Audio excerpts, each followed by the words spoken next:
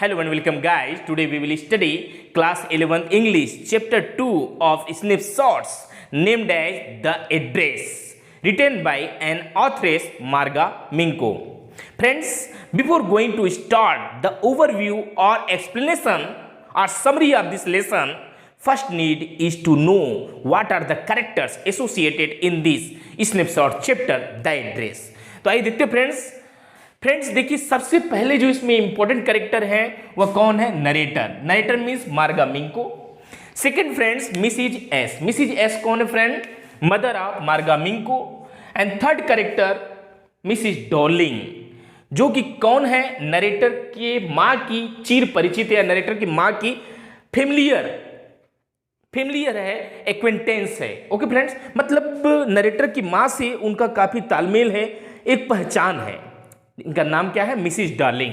और fourth character जो कि माइनर कैरेक्टर इस स्टोरी की है और जिसका जिक्र जो है पूरी स्टोरी में सिर्फ एक बार हुआ है, वह कौन है? मिसिज डार्लिंग की 15 साल की एक छोटी सी बच्ची, a girl of 15 years. Okay friends, केवल 4 कैरेक्टर हैं।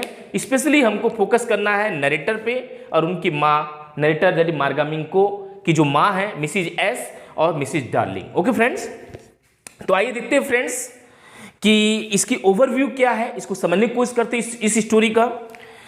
This story the address is divided into 2 parts. First pre war and second post war times.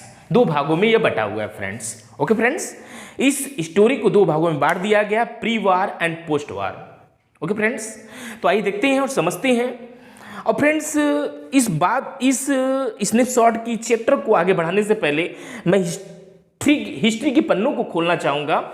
जैसे कि आप जान रहे हैं कि जब वर्ल्ड वार 1 हुआ, वर्ल्ड वार फर्स्ट में जर्मनी को युद्ध का सबसे बड़ा कारण घोषित किया गया, बतलाया गया कि you are the only one country due to which world war 1 was fought. और उसके ऊपर 15,000 करोड़ डॉलर का जुर्माना थोपा गया और साथ ही साथ उसके जो भी प्रॉस्परस स्टेट थे उन सारी स्टेट को छीन लिया गया और मिलिट्री पावर इंक्रीज न करने के लिए कहा गया और साथ ही साथ कुछ ऐसे नियम थोपे गए जिससे जर्मनी बुरी तरह से क्या हुआ? दब सा गया, सुप्रेस टाइप से हो गया। तो वर्साई की जो संधि हुई, ट्रीटी ऑफ वर्सिलिटी जो थी, वो बहुत ही अपमानजनक थी। जर्मनी जो है बुरी तरह से तड़प रहा था बदला लेने के लिए।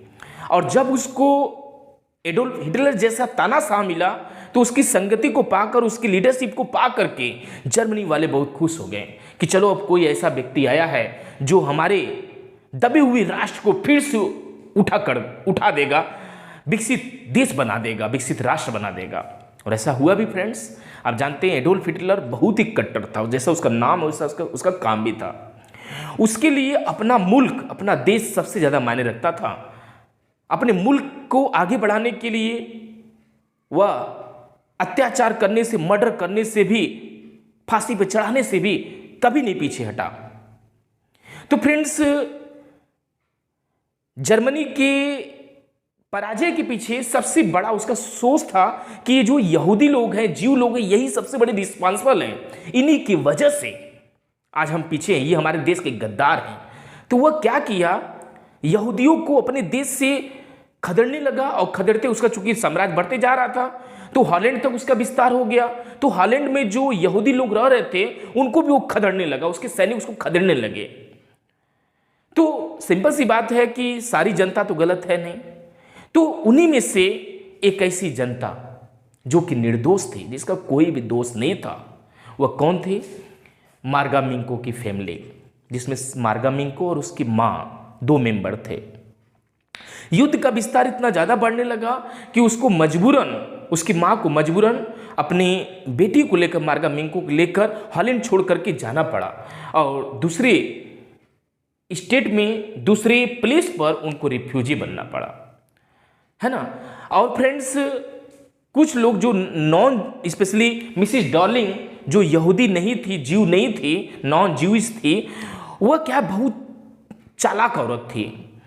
उसको समझ में आ गया कि ये जो हिटलर नेजिज्म लोग हैं, नेजिज्म पार्टी है, सैनिक लोग हैं, ये यहूदियों को खदेड़ खदेड़ के मारेंगे, छोड़ेंगे नहीं, है ना। तो वो क्या की, मिसिज डार्लिंग के पास, सॉरी मिसिज एस के पास पहुंची और उनसे दोस्ताना बिहेवियर कर ली। और देखिए कि इनके घर में बहुत कीमती कीमती चीज़ें हैं, है ना। तो वो उसको फुसला करके उससे अच्छी अच्छी चीज़ों को लेने लगी। बोली कि देखो अभी युद्ध चल रहा है, तुम कहाँ जाओगे, कैसे जाओगे, कुछ भी ठिकाना नहीं है, तुम मुझ पे ट्रस्ट करो, अपनी जो भी कीमती चीज़ें हैं मेरी को देते जाओ, मैं अपने घर में रखती जाऊंगी, और जब युद्ध समाप्त हो जाएगा, सब कुछ नॉर्मल हो जाएगा, तो तुम रिटर्न होना, मैं सारा कुछ तुमको क्या करूँगी, रिटर्न कर दूंगी। और वह अपना एड्रेस भी बतला दी कि ये मेरा एड्रेस है। एड्रेस क्या था, 46 मार्कोनी स्ट्रीट। इस वजह फ्रेंड मैंने इसको रेड मार्कर से लिखा है। तो क्या हुआ फ्रेंड्स, जब ये लोग दूसरी जगह पे रिफ्यूजी बने, हॉलैंड को छोड़ के चले गए, दैट इज मिसिज एस और उनकी बेटी नरेटर मार्गा मिंग को। तो आफ्टर सम टाइम, मतलब युद्ध शांत होने से पहले, है ना, नॉर्मल सिचुएशन होने से पहले मिसिज एस की क्या हुई, डेथ हो गई। तो आज जब डेथ हो गई तो मार्गा मिंग को क्या हुई, पूरी तरह से अकेले रह गई, अलोन हो गई। अब उनको लगता था कि आखिर मैं कैसे जीऊं, काश माँ की वो कीमती चीज़ें रहती जो कि मेरे लिए मेमोरेबल है ना, काश वो माँ की वो चीज़ें मेरे को मिल जाती, तो उसी के सहारे में माँ को महसूस करती। तो क्या करती है, युद्ध समाप्त हो जाने के बाद, दैट इज नॉर्मल सिचुएशन हो जाता है, लोग अच्छे से जीने खाने लगते हैं, तो क्या करती है, फिर से वह उस स्थान पे जाती, हॉलैंड में जाती है, और जा करके उस एड्रेस 46 मार्कोनी स्ट्रीट में पहुंचती है। और पहुंचने के बाद मिसिज डार्लिंग से वो सारी चीज़ें मांगती है जो उसने उसकी माँ से, है ना, फुसला कर लिया था। लेकिन मिसिज डार्लिंग इतनी चंट है, इतनी चतुर, इतनी धूर्त लेडीज है कि वो नरेटर को पहचानने से इनकार कर देती है ना, पहचानने से इनकार कर देती है, बोलती है मेरे पास कुछ भी ऐसा चीज़ नहीं है। नरेटर जो है 2 बार उसके पास जाती है, लेकिन कोई भी गुड रिस्पांस नहीं मिलता है। अंततः वह दुखी होकर के बोलती है कि ये सारा सामान जो इसके पास पड़ा हुआ है, सारा चीज़ वैल्यूलेस हो गया, सब कुछ तितर बितर है ना, और इसके जो असली मालिक हैं, असली मालकिन थी, वो तो एक्सपायर हो गई है। अब क्या करूँगा मैं, क्या करूँगी इसको ले करके। अंततः वह उस एड्रेस को भूल जाती है और माँ को अपने दिल में बसाकर जिंदगी बसर करने देती है। ये इसका ओवरव्यू है फ्रेंड्स। आइए और थोड़ा सा वर्ड वाइज देखते हैं फ्रेंड्स कि ये स्टोरी जो एड्रेस है 2 भागों में बटा हुआ, pre war and post war times. देखते हैं फ्रेंड्स आगे। The story begins with the narrator's visiting. Narrator क्या करती है, मतलब युद्ध समाप्त हो जाने के पश्चात अपने सामान को लेने आती है उस एड्रेस पे, क्योंकि उसकी माँ ने उसको बोला था कि बेटी इस एड्रेस को याद रखना।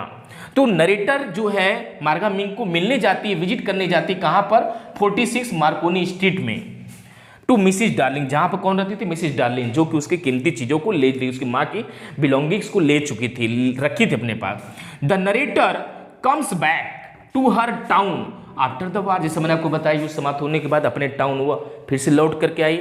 हर मदर इज डेड नाउ, उसकी माँ एक्सपायर हो चुकी हैं। She goes there in search of her mother's belonging, और वह 46 Marconi street that is Mrs Darling के पास क्यों जाती है, अपनी माँ से जुड़ी हुई जो बिलोंगिंग थी, उसके जो कीमती चीजें थी, उनको लेने के लिए जाती है।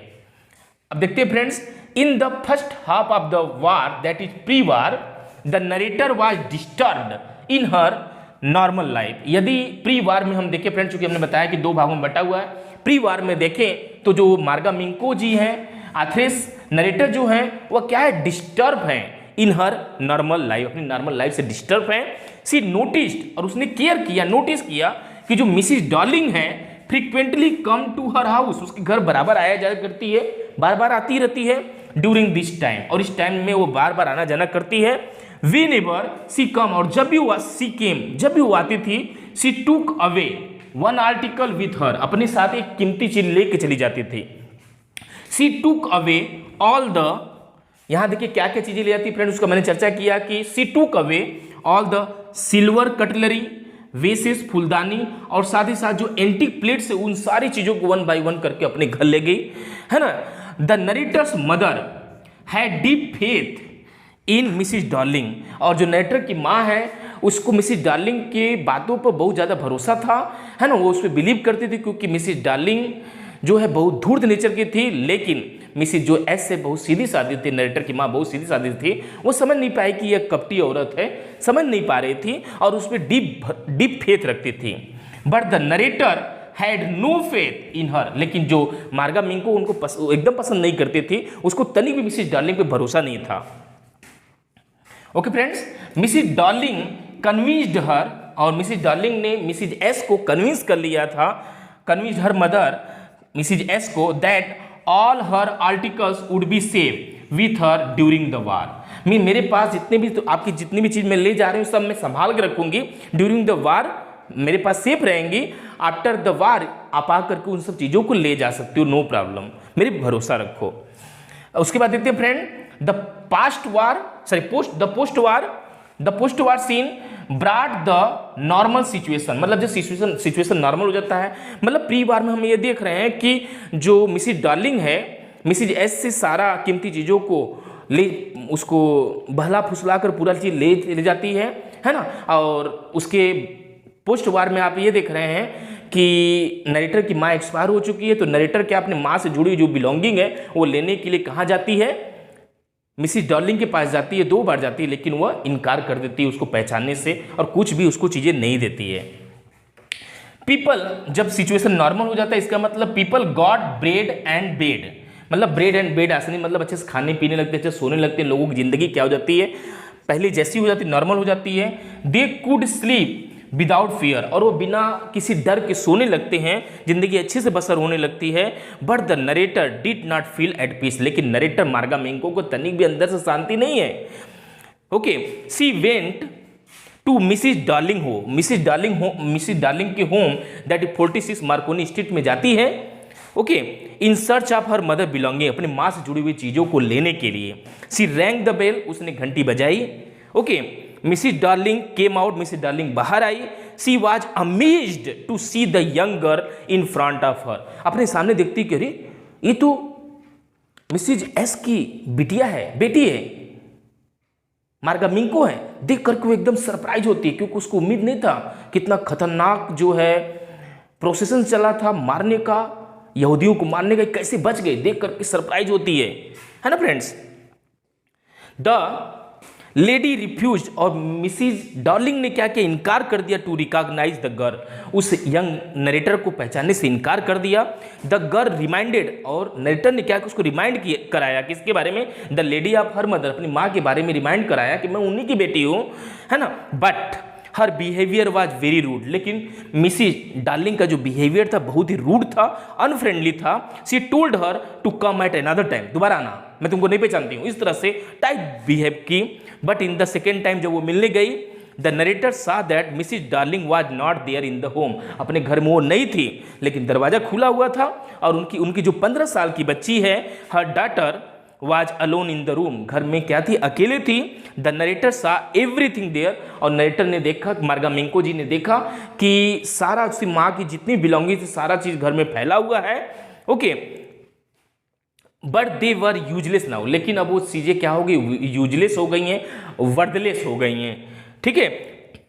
फिर उसने एहसास किया कि जिस चीज को मैं लेने आ रही हूँ वो सारा चीज यूजलेस हो गया, वर्दलेस हो गया, नो वैल्यू ऑफ दैट, है ना। और साथ ही साथ ये भी अपने आप को कंसोल करती है कि the true owner was no more in this world, जो इसकी जो सच्ची मालकिन है अब वो दुनिया में है ही नहीं, तो इस वजह से she wanted to forget the address, उस एड्रेस को 46 मार्कोनी स्टेट को सदा के लिए भुला देना चाहती है, क्योंकि वो सारी चीज़ें क्या हो गई है, उनका सही उपयोग नहीं किया गया, सही से संभाल कर रखा गया, यूजलेस बना दिया गया। इस वजह से अंततः वह दुखी हो करके उस एड्रेस को 46 मार्कोनी स्टेट को भूल जाना चाहती है। यही फ्रेंड इसका ओवरव्यू था, समरी था। आई थिंक ये वीडियो आपको अच्छा लगा होगा, तो इसको ज़्यादा लाइक करिए, शेयर करिए, सब्सक्राइब करिए। Okay bye, thanks for watching.